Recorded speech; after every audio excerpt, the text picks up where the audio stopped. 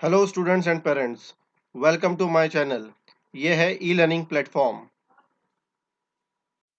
आज बात करेंगे सिविक्स के chapter number 1 our life in society के बारे में। इस चैप्टर में 4 पॉइंट कवर किए गए हैं। पहला है why did man feel the need for society, second है the social nature of man, third है आवर डेवलपमेंट और फोर्थ है व्हाट इज सोसाइटी। तो शुरू करते हैं पहले पॉइंट से। Why did man feel the need for society, इंसानों को सोसाइटी की, समाज की जरूरत क्यों पड़ी। A stable and secure community life is necessary for the development of the individual as well as society. एक स्थिर और सुरक्षित समुदाय जीवन जीना जरूरी है अगर किसी भी इंसान में, व्यक्ति में और उसके समाज में विकास चाहिए तो। In the nomadic stage man did not have the stability and security. Nomadic stage के दौरान वहां के लोगों के अंदर स्थिरता नहीं थी और वे सुरक्षित भी नहीं थे। When man realise that living in a group provide security, people came together to develop an organised way of life. This was one of the main motivation for the creation of society. बाद में लोगों को realise हुआ, एहसास हुआ कि group में रहने से वे सुरक्षित रह सकते हैं, इसलिए वे इकट्ठा आए और साथ में रहना शुरू किया। इसी तरह ऑर्गेनाइज्ड वे ऑफ लाइफ की शुरुआत हुई और यही मेन मोटिवेशन था, प्रेरणा था सोसाइटी के क्रिएशन के लिए, सोसाइटी के फॉर्मेशन के लिए, और इसी तरह समाज का निर्माण हुआ। Living in society, man felt the need for rules to help with the smooth functioning of day-to-day matter. Society में रहने के बाद में लोगों को एहसास हुआ, एक जरूरत महसूस हुई कि कोई तो रूल्स और रेगुलेशन होना चाहिए जिसके वजह से जो रोजमर्रा के कामकाज है सोसाइटी के वो सुचारू ढंग से हो सके। इसलिए राइज हुए convention, tradition, ethics and values, rules and laws. Convention का मतलब है सम्मेलन, ट्रेडिशन परंपराएं, एथिक्स एंड वैल्यूज आचार विचार और मूल्यों का आदान प्रदान होने लगा। रूल्स एंड लॉज कानून और नियम बने। इस तरह man life in society become more organise and stable. इस तरह इंसान की जिंदगी समाज के अंदर ज्यादा बेहतर, ज्यादा सुरक्षित और ज्यादा स्थिर हो गई। अब बात करेंगे सेकंड पॉइंट की, the social nature of man. Man is social by nature. We all basically like to live with one another in each others company and with people around us. Living with people not only make us happy, it is also our need. इंसान का जो nature है वो एक सामाजिक होता है। हमें एक दूसरे के साथ में रहना अच्छा लगता है, एक दूसरे के साथ में वक्त बिताना अच्छा लगता है और हम चाहते हैं कि हमारे आसपास लोग रहे। लोगों के बीच में रहकर हमें खुशी ही नहीं मिलती बल्कि ये हमारी ज़रूरत भी है। We have many needs, food, shelter, clothing are our physical needs. Once these are satisfied, man get a sense of stability, but that is not enough. इसके अलावा भी हमारी ज़रूरतें हैं जैसे रोटी, कपड़ा, मकान, ये सारी फिजिकल नीड्स है और ये जब पूरी हो जाती है, हम इससे सेटिस्फाइड हो जाते हैं तो हमें एक सेंस ऑफ स्टेबिलिटी मिलती है, यानी हम अपने आप को स्थिर महसूस कर पाते हैं, सुरक्षित महसूस कर पाते हैं। लेकिन ये काफ़ी नहीं है। We also have some emotional and psychological needs. For example, to feel secure is an emotional need. When we are happy, we wish to share our happiness with others. Similarly, when we are sad, we wish to have somebody with us. We like the companionship of our family members, relatives, and friends. This feeling reflect our social nature. इसके अलावा भी काफ़ी और ज़रूरतें हैं जैसे emotional और psychological needs. अपने आप को सुरक्षित सुरक्षित रखना ये इमोशनल नीड्स है। जब हम खुश होते हैं तो हम चाहते हैं कि हम अपनी खुशियाँ दूसरों से बांटें। उसी तरह जब हम दुखी होते हैं तो हम चाहते हैं कि हमारे आसपास कोई रहे जिससे हम अपने दुखों को बांट सकें। हम अपने वक्त को हमारे परिवार, हमारे रिश्तेदार और हमारे दोस्तों के साथ में बिताना हमें अच्छा लगता है। तो this feeling reflects our social nature. तो इस फीलिंग से रिफ्लेक्ट होता है, दर्शाया जाता है हमारे सामाजिक प्रकृति को, हमारे सोशल नेचर को। You know that food, clothes, shelter, education, and health are our basic needs. Due to the labor and skills of the people in the society, a variety of articles are produced. Education and health related services and facilities allow us to live with dignity. All this is made available in a society. A variety of industries and occupations help to fulfill our needs. आप लोगों को पता होगा कि रोटी, कपड़ा, मकान, पढ़ाई और सेहत ये हमारी बुनियादी ज़रूरतें हैं। समाज के अंदर जो लोग अवेलेबल है उनकी मेहनत और उनके हुनर से काफ़ी सारी चीज़ों को प्रोड्यूस किया जाता है, बनाया जाता है। पढ़ाई और हेल्थ से रिलेटेड, सेहत से रिलेटेड जो सर्विसेज है, फैसिलिटीज़ है, सुविधा है, वो उपलब्ध कराई जाती है ताकि हम हमारी ज़िंदगी डिग्निटी के साथ जी सकें, यानी गौरव के साथ जी सकें। काफ़ी सारे इंडस्ट्रीज, ऑक्यूपेशन, बिजनेसेस, व्यापार, धंधा ये शुरू हुए हैं जिससे हमारी ज़रूरतें पूरी की जाती है। एग्जाम्पल से इस चीज को समझते हैं। We need books for studying and paper for books. That is why occupation like manufacturing, paper printing, book binding etcetera also develop. Many people contribute to this process. इस एग्जाम्पल में दिया है कि हमें किताब पढ़ने के लिए किताबों की ज़रूरत पड़ती है और किताब बनाने के लिए पेपर की ज़रूरत पड़ती है।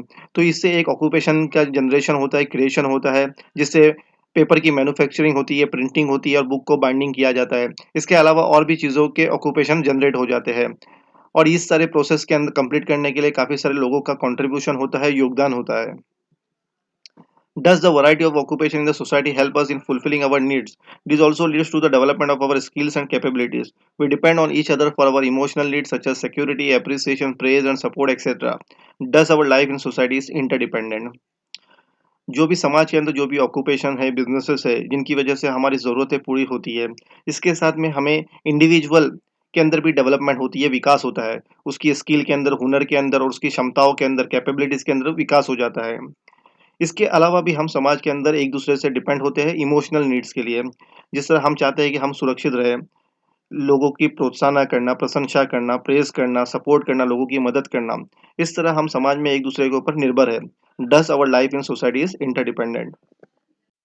अब बात करेंगे थर्ड पॉइंट की अवर डेवलपमेंट यानी हमारे विकास के बारे में। Every person is born with some qualities and capabilities but they are dormant. They develop in a society. हर एक इंसान जो पैदा होता है उसके पास में कुछ खूबी होती है और कुछ क्षमताएं होती है, लेकिन ये डोरमेंट होती है यानी वो अनडेवलप्ड होती है और हिडन होती है। और ये डेवलप होती है, इनका विकास होता है समाज के अंदर। We use language to communicate with one another but we can not do so at birth. हम एक-दूसरे से बात करने के लिए लैंग्वेज का, भाषाओं का इस्तेमाल करते हैं, लेकिन ये चीज़ हम पैदा होने के साथ नहीं कर सकते। We learn language gradually. हम जो भाषा है, जो लैंग्वेज है, वो स्लोली सीखते हैं। Our first language is the one that is spoken at home. If our neighbors speak different languages, we pick up those too. School also provide opportunities to learn different languages. हम जो पहली भाषा, जो पहली language जो सीखते हैं, वो होती है जो हमारे घर पर बोली जाती है। इसके अलावा अगर हमारे पड़ोसी दूसरी भाषाओं में बात करते हैं, तो हम वो भी सीख जाते हैं। स्कूल भी हमें अवसर प्रदान करता है, जहाँ पर हम डिफरेंट लैंग्वेजेज़ यानी अलग-अलग भाषाएँ सीख सकते हैं। We also have the capacity to think independently. हमारे अंदर क्षमता होती है कि हम इंडिपेंडेंटली यानी अपने बलबूते पर आज़ादी के साथ में सोच सकें। अब एग्जाम्पल से इस चीज़ को समझते हैं। When all the student in a class are given the same topic for an essay, why is it that no two essay are same? It is because the thought process in each is different. जब हम class के अंदर सारे students को एक topic दिया जाता है ऐसे लिखने के लिए, तो कोई भी दो ऐसे सेम नहीं होते। इसकी वजह ये होती है कि सारे स्टूडेंट्स का जो थॉट प्रोसेस होता है वो अलग अलग होता है। Society helps in the development of our emotional capabilities and the power to think. It also provide the opportunities for expressing our thoughts and feeling. समाज के अंदर हमारे इमोशनल कैपेबिलिटीज का, क्षमताओं का और हमारे सोचने की शक्ति के अंदर विकास होता है। सोसाइटी के अंदर हमें अपॉर्चुनिटीज़ मिलती है, अवसर मिलता है कि हम हमारे थॉट्स को, हमारे विचारों को, हमारे जज़्बातों को लोगों को बता सकें। The development of our artistic and other talent also take place in society. समाज के अंदर जितने भी कलाकार हैं, जितने भी टैलेंट है, उनका विकास होता है समाज के अंदर। जैसे कि singers, musician, artist, scientist, adventurer, social worker, इन सारे की के अंदर जो भी हुनर है, इसके अंदर जो भी विकास होता है, ये समाज के अंदर जो बैकिंग मिलती है, एनकरेजमेंट मिलता है, उसकी वजह से होता है। एनकरेजमेंट का मतलब होता है उन्हें सपोर्ट करना, उन्हें हेल्प करना, उन्हें चीयर करना। तो ये एनकरेजमेंट काफ़ी ज़रूरी है। This encouragement is very important. अब बात करेंगे फोर्थ पॉइंट की, what is mean by society. समाज किसे कहते हैं, सोसाइटी किसे कहते हैं। Society includes all people, man, women, grown ups, old people, young children. Our families are part of this society. Society also include different groups, institution and organisation. समाज के अंदर सभी प्रकार के लोग आते हैं, जैसे स्त्री, पुरुष, बड़े, छोटे, बूढ़े, जवान और बच्चे। हमारा परिवार भी समाज का हिस्सा है। संस्था और संगठन ये भी समाज के हिस्से है। The interrelationship and interaction between the people, the dependence on one another and sharing also form a part of the society. आपसी संबंध, एक दूसरे से बातचीत करना और लोगों का एक दूसरे पर निर्भर रहना, ये भी समाज के हिस्से है। Society is not a simply a mob और क्राउड ऑफ पीपल। मॉब और क्राउड का मतलब होता है भीड़। तो लोगों की भीड़ को या लोगों के इकट्ठा होने को समाज नहीं कहा जाता। और society is formed when people come together to achieve certain common objective. बल्कि सोसाइटी उसे कहते हैं जहाँ पे लोग इकट्ठा होते हैं किसी आम मकसद को हासिल करने के लिए, पूरा करने के लिए। In order to fulfill needs like food, clothing, shelter and security, the society has to create a permanent system. अगर हमें बुनियादी ज़रूरतें जैसे रोटी, कपड़ा, मकान और सुरक्षा को हासिल करना है, तो समाज के अंदर एक परमानेंट सिस्टम होना चाहिए, यानी एक स्थायी प्रणाली होनी चाहिए। Without such a system, the day to day affair of the society can not be carried on. अगर ये सिस्टम नहीं रहेगा, प्रणाली नहीं रहेगी, तो समाज के जो रोज़मर्रा के काम हैं, वो अच्छी तरह से सुचारू ढंग से नहीं हो पाएंगे। A system is essential for the continued existence of the society. तो ये सिस्टम ज़रूरी है, इसेंशियल है, जिससे समाज का अस्तित्व रह सके। एग्जाम्पल से इस चीज़ को समझते हैं। Agriculture is essential to fulfill the need for food. Various institutions must be created to perform all the functions related to agriculture. Therefore, a vast system need to be created which includes factories to manufacture tools and equipment used for farming, banks to provide loans to the farmers, a market for the goods produced, etc. The existence of many such systems makes the society stable. तो इस example में हमें agriculture का example दिया गया है, यानी खेती बाड़ी ज़रूरी है हमारी जो बुनियादी ज़रूरत है, खाना जो है, फूड है, उसे पूरा करने के लिए। इसके लिए काफ़ी अलग अलग संस्थाओं का निर्माण करना चाहिए जो एग्रीकल्चर के लिए, खेती के लिए हमें हेल्प कर सके, मदद कर सके।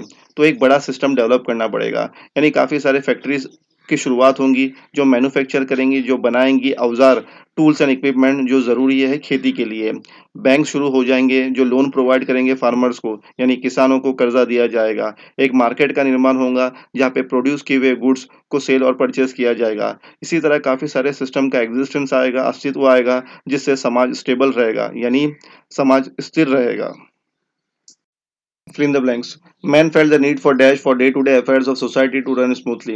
इंसानों को किस चीज़ की जरूरत पड़ी जिससे समाज के जो रोजमर्रा के जो काम है उसको सुचारू ढंग से किया जा सके? तो आंसर है रूल्स, यानी नियमों की। Second, man help the development of people talents. किसकी मदद से लोगों के हुनर के अंदर विकास हुआ? आंसर है समाज, यानी society. Third, we all have some emotional and some dash needs too. हमारी कुछ इमोशनल जरूरतें होती है और कुछ और जरूरत होती है, जिसका आंसर है psychological. Answer in one sentence, which are our basics needs. हमारी बुनियादी ज़रूरतें क्या है? आंसर है food, clothing, shelter, health and education are our basic needs, यानी रोटी, कपड़ा, मकान, सेहत और पढ़ाई, ये हमारी बुनियादी ज़रूरतें हैं। Whose company do we like. हमें किसके साथ में रहना पसंद है? We like company of our family members, relatives and friends. हमें हमारे परिवार के साथ में, रिश्तेदारों के साथ में और दोस्तों के साथ में रहना पसंद है। What opportunities the society provide us with. हमें समाज क्या अवसर प्रदान करता है? Society provide us opportunities to develop our thinking and emotional capabilities, express our thoughts and emotion and develop artistic skill. समाज हमें यह अवसर प्रदान करता है कि हम हमारी सोचने की जो क्षमता है, जो शक्ति है, उसके अंदर विकास कर सकें और हम हमारे जो विचार है, जो जज्बात है, वो लोगों को बता सकें और हमारे अंदर जो भी हुनर है, जो भी आर्टिस्टिक स्किल है, उसका विकास कर सके। What do you think? Answer in 2 or 3 sentences.